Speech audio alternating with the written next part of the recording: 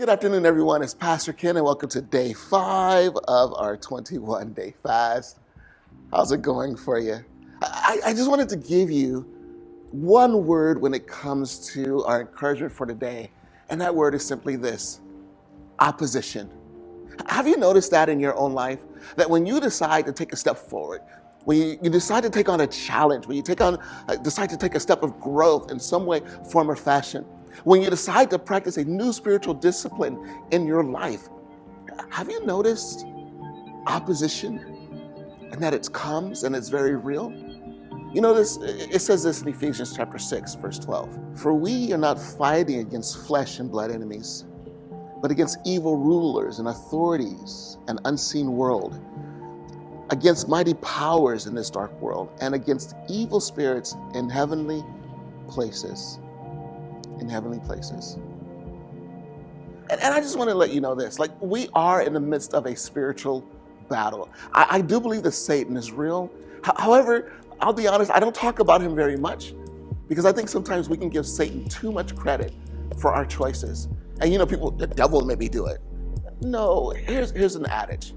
And the adage says this: you can lead a horse to water, but you can't make it drink.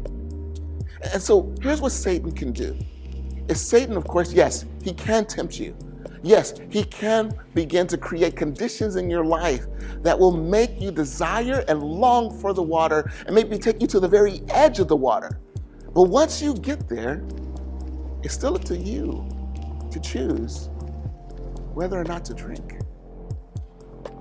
So yes, this opposition is very real. I'll tell you, I'll be honest with you.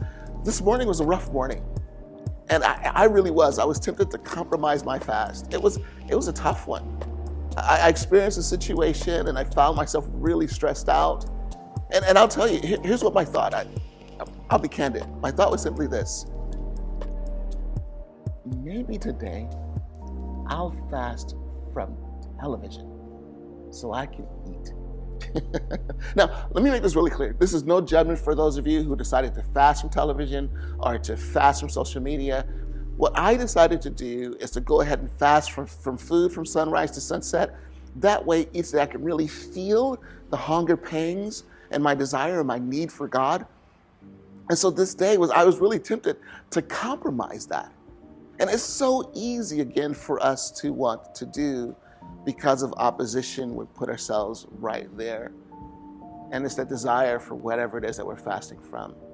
And especially right now because of COVID-19 and the implications from that, and maybe financial stressors that might kick off, and and relational stressors because you've been cooped up in the house for several days together.